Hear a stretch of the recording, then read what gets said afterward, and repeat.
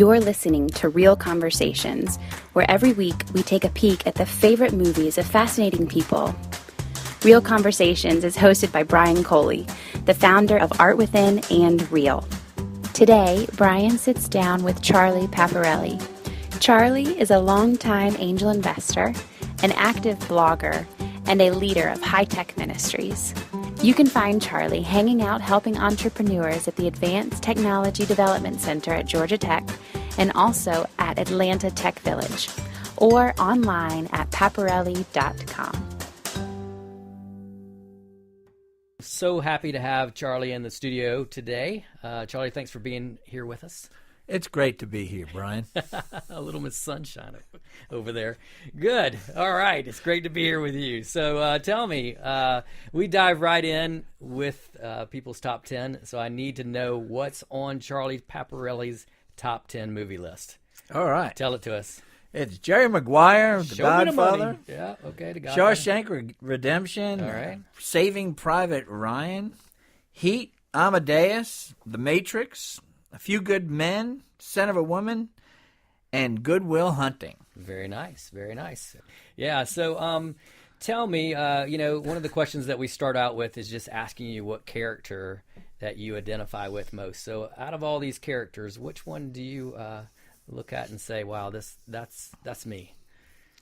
Are you you're asking me which one do I identify most now? Or which one did I identify with most 20 years ago? Well, let's start 20 years ago. Tell me which one is 20 years ago. 20 years ago would put me back into my, late 30s, early 40s. And I would say that the character that most impacted me then would be this Jerry Maguire. Oh, yeah. Yeah. Okay. So Jerry Maguire. So walk us through why he would be your choice at, what was it, 30s? About in your 30s? Well, it'd be towards my mid to late 30s because I sort of achieved the vision that I had for my life, the goals that I had set out, and it came up empty. And here's Jerry Maguire in that same situation. He's sort of top of his game sports agent and saying there must be more to this. So he starts looking for a higher purpose for the work that he's actually doing. Yeah. And so what did that look like for you? How did that play out? Did you get your manifesto like he did, where he wrote the manifesto and delivered it to everybody's mail slot? How did it work for you? No, I wasn't quite as clear on where I was headed. You just knew what you I didn't just want knew to be. that where I wasn't fulfilling. So I had to go on a much longer journey in order to kind of get to what eventually became the manifesto. But that might have taken, I would say it took a good 5 to 8 years. Wow. And what did those 5 to 8 years look like? I mean, walk us through the business you were in and what that looked like as far as what you quit, what you left behind, and what it led to. Well, one of my goals was to run a bigger and bigger software company, and I wound up running a fairly sizable IT services company. And I wound up what it wound up being for me is just more responsibility with making more money, and it just became the same thing each and every year. There didn't seem to be any real challenge to it, to the point where I became pretty unhappy. And during that unhappiness, I still remember taking my son for a haircut many years ago during that time, and there was a knick-knack type shop, that was right next to the barber shop.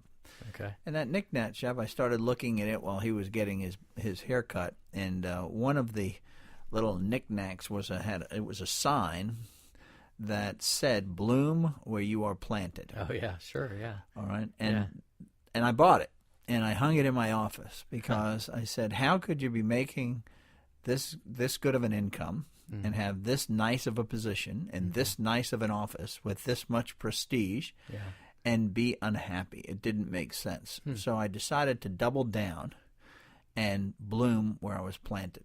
It really said, what effect did it have? It had no effect. Got it. So that inspirational sign did not help at all. It was doubling down on it didn't do nothingness. anything, right. It didn't do anything. So, gotcha. getting some sort of an inspirational sign and hanging it above your desk doesn't really change who you are. Yeah, yeah. Sort of. I'm looking at the matrix on your list, the whole blue pill and a red pill or something like that in the matrix, where you can choose to keep living this life and just keep things the way they are, or you can take this pill and see a whole new life, right? Yeah, I'd say when you get to the next stage, which is, okay, so what's next? Yeah. There is a lot of it that I can relate back to the Matrix, having taken the other pill. Right. Because you just don't know where it's going to bring you. Yeah. And you don't know who to trust. Yeah. It also could be, A Few Good Men. Yeah. Where, the attorney, I can't remember.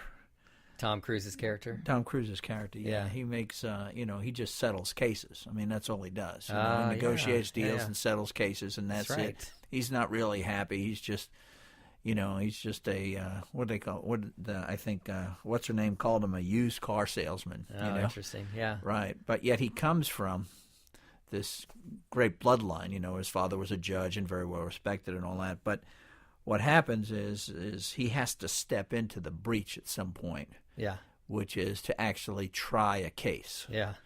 And he ends up in front his of end came when he stood in the courtroom and they said, "How does the defendant plead?" And he said, "Not guilty." As soon as he said that, that meant that the bartering was off, and they were off and running into something that he had never really done before. Yeah, this is these people's lives were at stake. So he had those two Marines. The life that I had, the lives that were at stake for me was my career, whatever that was going to be going forward, and also the lives of my wife and kids. Yeah, yeah. So it was serious. Yeah. So you took the blue pill. You said not guilty, and it was on, right? And you're on. You're in. Okay, yeah. What do you do now? Yeah. So, okay, man, you've got me interested. What happens next? And which movie is that? So I tried to go back to what I knew, and I think Jerry Maguire tried to say, well, what I can do is maybe I'll just be a sports agent the way I was, but now I'll be my own sports agent. Yeah. So throw the manifesto away. Yeah. And just get in there. And he wound up again. He lost all his clients and he had nowhere to go. And I was sort of in that same boat. So I tried to go back. And going back was not going to be a solution. Yeah. Because I had already in my mind, even I had a new manifesto. Yeah. Now that new manifesto was accepting Christ as Lord and Savior. So I had come to that end. Well, once I was there, that was during this time. That was during this multi-year period that I went through, this transition period. Oh wow! And so it was. Once you do that, you do have a new manifesto, and it's not your manifesto, but you don't know where it's going, and you don't know what to do with it. Yet you still have a wife and kids. You still have cars, and you still have a house and a mortgage. Yeah. And you still have college ahead of you. So, where's this going? Yeah. So, what character would you say is you now? I'd say the guy that I am now would probably be the sort of the son of the woman, sort of being the colonel after coming back from the New York trip. Huh. All right. Yeah. So, you know who you are. You know what you're about. Yeah. You know the sins you committed. You know that you can't change part of your story, whatever it was. Yeah. And now you're somehow whole. Yeah. It's okay. That you're not focused on the things that were important to you. I wasn't no longer focused on the things that were important to me then. Yeah.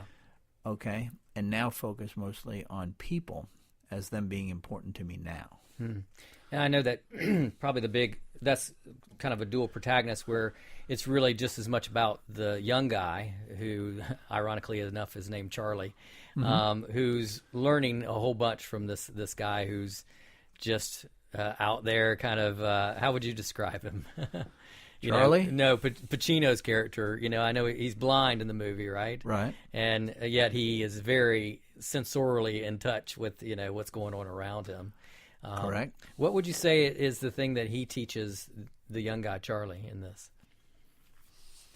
I think he teaches Charlie that you can't trust the system. Huh. Okay. And I think he demonstrates it clearly. Yeah. Okay, because the system, where does the system bring you? The system brings you to a 45, gold-plated or a nickel-plated 45 to the head. Yeah. Okay? Yeah. That's where it brings you. Yeah. Because even though you're well known at the best hotels in New York and you're drinking the finest scotches and you're drinking and you're eating at the finest restaurants, okay, it just wasn't enough. Yeah. Even though you slept with the most beautiful women in the world, it wasn't enough. Yeah. And that there's this emptiness in this life, okay? Yeah. And this unfairness in life. And I was so stupid that I actually blinded myself by messing around with a hand grenade to show off, okay?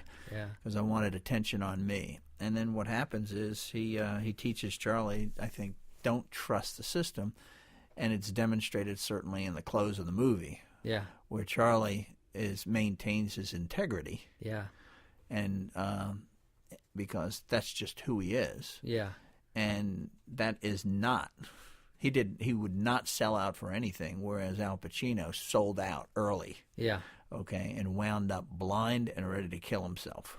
And I think that that's a huge theme throughout all your films, actually, is you definitely see the establishment as the bad guy in a lot of your films. I look at A Few Good Men, obviously. Jack Nicholson is this huge represents this huge establishment that even thinks he's above, the law. And Tom Cruise's character comes in and ultimately has to act with integrity in the middle of that. You see that with Saving Private Ryan. Here's a guy with huge integrity, even though he's working with the system to bring this guy home, even though his counterparts are saying the system is basically going to take our lives out. You definitely see the establishment in The Godfather, right? And you see the establishment in Shawshank Redemption with the warden and sort of the prison that, Andy is the guy with integrity, outsmarting the system from that standpoint. And, of course, we talked about Jerry Maguire working around the establishment. So if you were to pick a film on your top 10 list that you would never take off, which one would that be? Well, I think I'd probably never take off A Few Good Men. Oh, yeah? Yeah, I always liked that. And tell me why. Because it speaks to working first outside the system, okay, or using the system, if you will. And then it shows as you mature, you appreciate the system. Okay, and there is a fairness and justice to the system. Okay, yeah. Ultimately, okay, which is what you see at the end of that last courtroom scene. Yeah. And how about how that sort of applies to The Heat, wouldn't you say? I mean, here's let's see, I think it's Pacino is the cop, right? Pacino's the cop and De Niro's the thief. The thief, right. Yeah, sort of cat and mouse story, but it is the system in which Pacino's a part of, and De Niro trying to break the system. So how do you see that kind of plot? De Niro's challenging the system. So he uses, system. That's his purpose in life, is to challenge the system. Knowing that at any point in time, if you're going to remain free, is you have to be able to leave everything that you know and everything that you love behind. Wow. That's when you challenge the system, okay? Yeah. And then you have Pacino on the other hand, who's working the system, okay, but he's corrupt. He's not a morally upstanding. He's not corrupt as far as a cop goes, but he's just not a morally upstanding character. Yeah. Okay. Girlfriends, wives, kids all over. Yeah. Doing drugs himself. But he is on purpose and he is for the system. Yeah. All right. And in the end, even with all of that, the system still wins out. Okay. Yeah. So tell me about that kind of tension that it sounds like you've lived and is represented in your movies a lot, of just this concept of the system itself and what you described with A Few Good Men about the system. You have to have an appreciation for the system, be able to work the system, understand the system. And then over here with De Niro, you have to have somebody who's challenging the system. If you don't have someone challenging the system, then the system, I guess, probably in your eyes, gets corrupt. So how do you view that balance of those two things? Well, I have sort of a metaphor that I follow, and that